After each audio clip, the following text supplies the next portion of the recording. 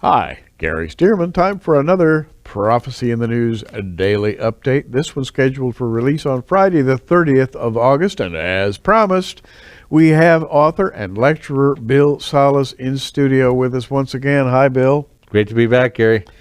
You know, we've talked yesterday about the critical nature of understanding Bible prophecy in our era because of what's going on in the Middle East. But today I wanted to start off with your thoughts about Egypt in prophecy. A lot has been said about Egypt. It's very confusing. Some events that are scheduled to happen to Egypt seem to take place in the rather near future. Some seem to be farther away. One talks about a 40-year period of time. How do you put all these prophecies of Egypt together? Well, yes. Actually, Egypt is the subject of three primary judgments since the time of the Exodus and everything. One was fulfilled historically at the time of Nebuchadnezzar in 565 BC when the Babylonians period. But you also have a present judgment that I pick up in Isaiah 19, maybe some overlap in Ezekiel 29. And you have a future judgment in Daniel 11, verses 42, 43, around that time with the Antichrist who goes into Egypt for the treasuries of Egypt and that sort of thing. And I think that you find some details of that prophecy also in Ezekiel 29 as well. So one was already fulfilled. The one that I'm watching for right now is the present judgment, and of course we have the future judgment with the Antichrist. And I would draw your viewers' attention to Isaiah 19 as a starting point. It's almost reads like the news. It says, the Lord flies into Egypt on a swift cloud, the burden against Egypt. It says, the idols of Egypt will totter. So what we have in that first verse here is the judgment's coming to Egypt. We don't know why yet. And it's going to happen swiftly like a swift-moving cloud on a windy sky. And then it says, I will set Egyptians against Egyptians, brother against brother, neighbor against neighbor, city against city, kingdom against kingdom. Yes. This is a civil strife that burgeons into a civil war that morphs into a regional conflict, kingdom against kingdom. Things go from bad to worse, and there's 17, 18 passages that are pertinent there, but you can see that's what's on the news right now. Egypt is in a state of division and disarray. We don't even know who the next president of Egypt is going to be. Yeah, and the fascinating thing is, if you look at Egypt, they've been rather stable over the years. I mean, they've had their little uprisings, but the Coptic Christian church in Egypt goes back 1,500 years. That is, there's been a kind of a stability until very, very recently, and suddenly it's all coming apart, which then plays into the prophecy that you just mentioned.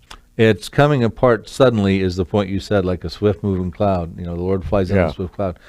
The problem is it goes from bad to worse for Egypt. I just quoted the first two verses. Yeah. It goes on through. Verse 4 says that Egypt will be given over to a cruel master, a harsh leader.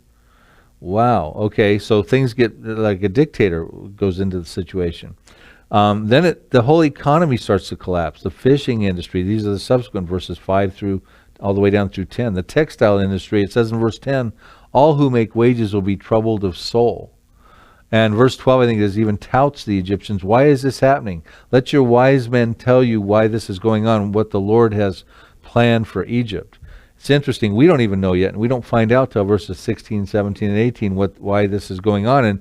And that's important because the Lord doesn't levy random judgments on a country. He's a loving God who sent his Son to die for our sins, Jesus Christ. He would rather have a relationship than judge. Okay, but something Egypt has done creates this need for this judgment. So he asks them, why is this happening? Egypt was always known historically for its wisdom. Okay? Egypt can't figure it out. Go ask your Muslim clerics is essentially what I think he's being said in there as a prophecy for our time. It says, all who make wages will be troubled of soul. Egypt's economy is in dire straits right now. Yes, it is.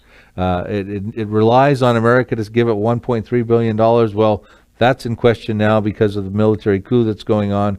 So Saudi Arabia and the Arab Gulf states offered to give them $12 billion because Egypt needs it. It's on the brink of bankruptcy. Okay. Then it goes on in the other verses and talks more about the troubling economy. Throw in tourism in there right now. Tourism is a dead industry in Egypt right now. Okay. Still don't know why. We find out in verse 16, 17, and 18 what's critical and why I think it's a prophecy for our time. Verse 16 says, in that day, In what day? In the day that all these things are unraveling. They're killing each other. It goes into regional conflict. A cruel leader. No economy anymore. It's all collapsed. Religion fails. In that day, Egypt will be fearful like a woman. Verse 17. It'll be terrorized by Judah. That's Israel. Something between Egypt and Israel terrorizes it. Now, the fear of Egypt, of Israel, this prophecy is for our time. After 4 wars in 1948, 1967, the 1956 Suez Canal thing, 1973, Egypt is fearful of Israel's power. Egypt has lost those wars. These are the days of Isaiah 19, verses 16 and 17. Yes. So Egypt, and that's why they have a peace treaty with Israel. They don't want anything more to do with Israel. However, not all Egyptians feel the same way. The Muslim Brotherhood, who founded the Hamas, they don't like Israel. The reality is, somebody is probably going to lead Egypt into a war. I would say it's Psalm 83. A lot of the Egyptians are not going to be happy about that. Coptic Christians, for one. But I think that's where this is going. And then it says in verse 18, in that day, 5 cities in Egypt will speak the language of Canaan. One of those cities will be called the city of destruction. And that would be the language of Canaan is Hebrew. So it appears as though Egypt gets in a bad situation, ends up in the concluding Arab-Israeli war. Israel wins and expands territorially, which Israel tends to do in victory. And so that's the bad news for Egypt in the present scenario. Of course, Isaiah 19 goes on to talk about Egypt will actually have a remnant that goes into the Messianic kingdom. So the bad news is Egypt's going to go through judgment. The good news is at the end of it all, there will be some Egyptians who come to have a born-again experience with the Messiah. That's the present judgment. Now, in that whole analysis, Bill, you never once mentioned that Egypt might go against Israel and make war against Israel and be victorious. In other words, if you were just to reason with your worldly observation, read the newspapers and so forth and so on, you read about how the Egyptians would love to, at some point, surge northward into Israel and wipe out the Jews. But that does not seem to be in prophecy at all. No, war with the Jews is, but victory from Egypt's side is not. Matter of fact, things go from bad to worse to worse to worse with Egypt.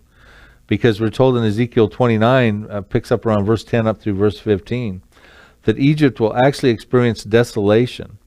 And it says it'll be desolation like other countries have desolation too. So it'll be going along a time where there's other desolation going on. And it says that, and it talks about the scope of the desolation, from Migdal to Syene. And you and I have talked about this before. Syene is where the Aswan Dam is. That's right. Now. And that's a big deal right now. Egypt needs that water to flow through there.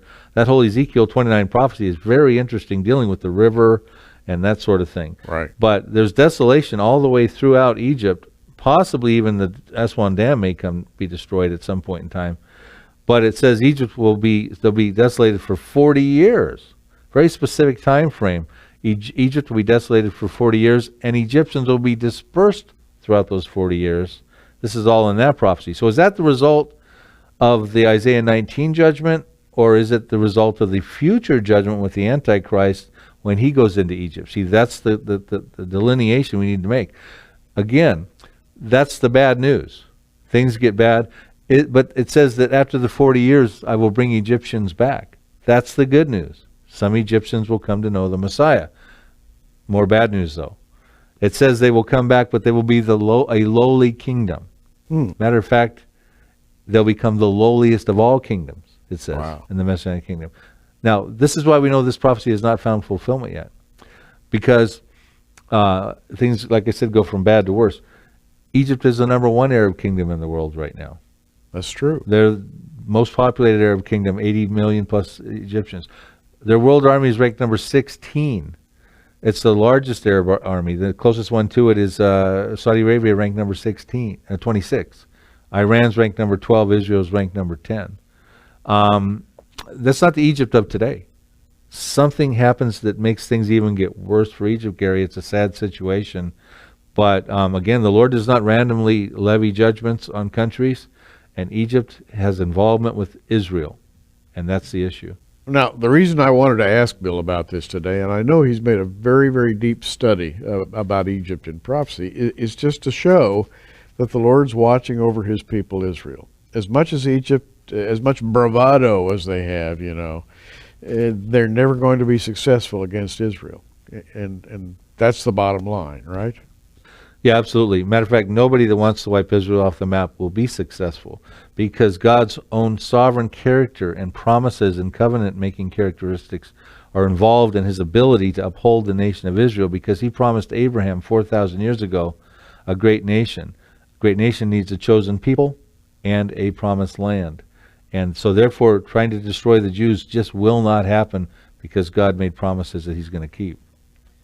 Well, you can read about this and many other prophecies in Bill's book, Psalm 83, The Missing Prophecy Revealed.